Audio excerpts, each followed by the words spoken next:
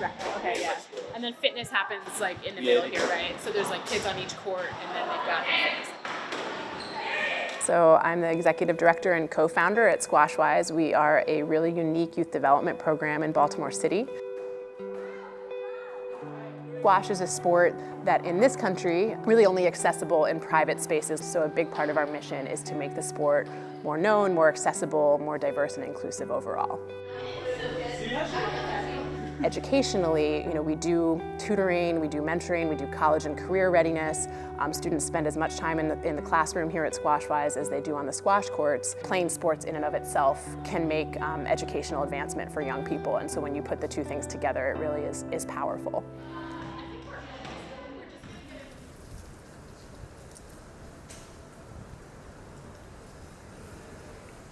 The shutdown happened right in the midst of our annual fundraiser every year, which raises more than $400,000 for the program. That used to represent more than half of our budget. So there were funding streams that were drying up. So it was a pretty scary time as the leader of an organization reliant on philanthropy.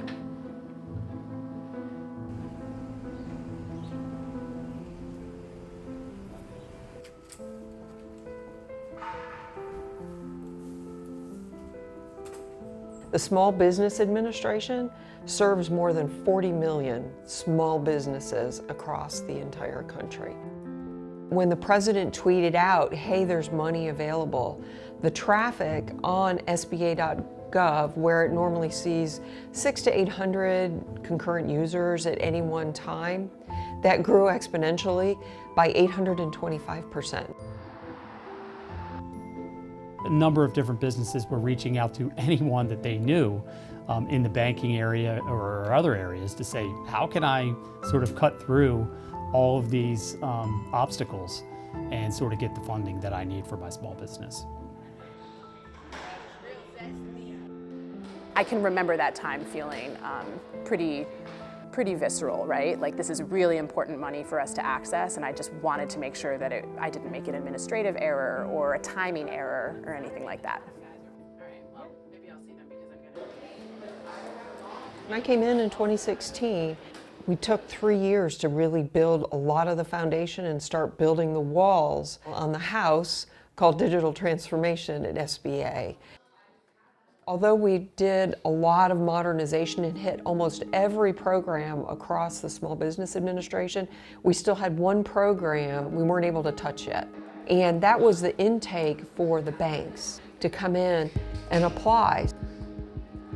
The small businesses apply for the Paycheck Protection Program loans through their bank, and then the bank sends that information over to the SBA for the loan guarantees.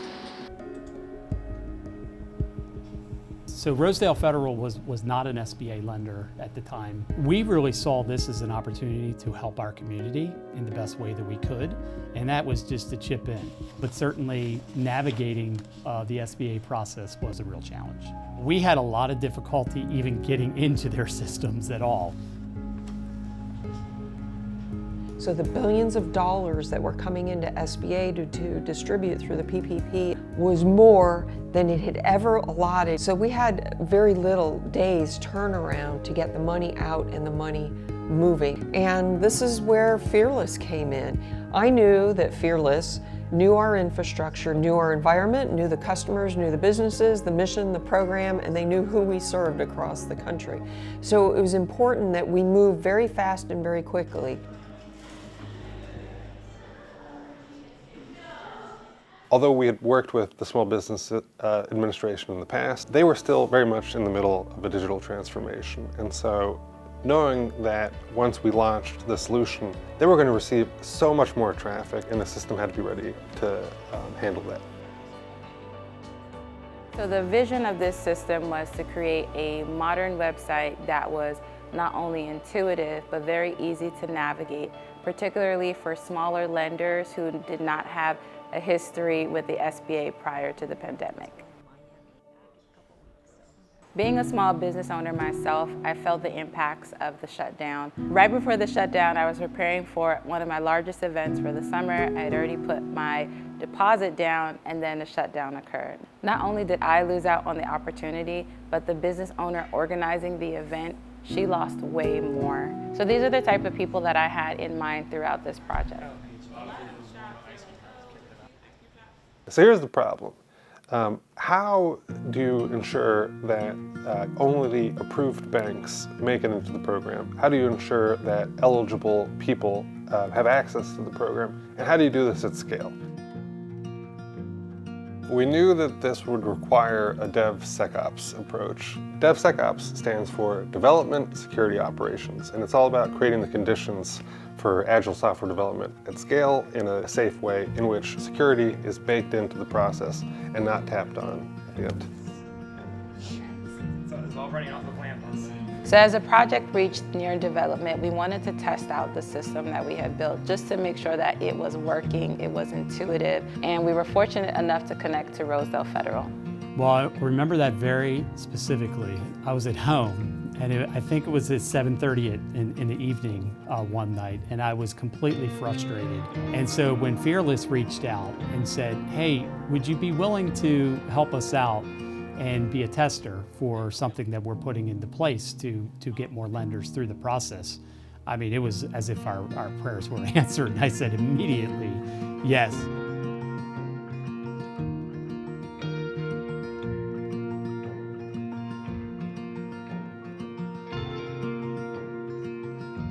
Through this work, we were able to serve just thousands and thousands of small businesses across the country that had no relationship with the big banks and had never done anything with the Small Business Administration previously. Once we were able to utilize the lender gateway portal, I mean, that was transformative for our business. We were able to do almost 900 individual loans.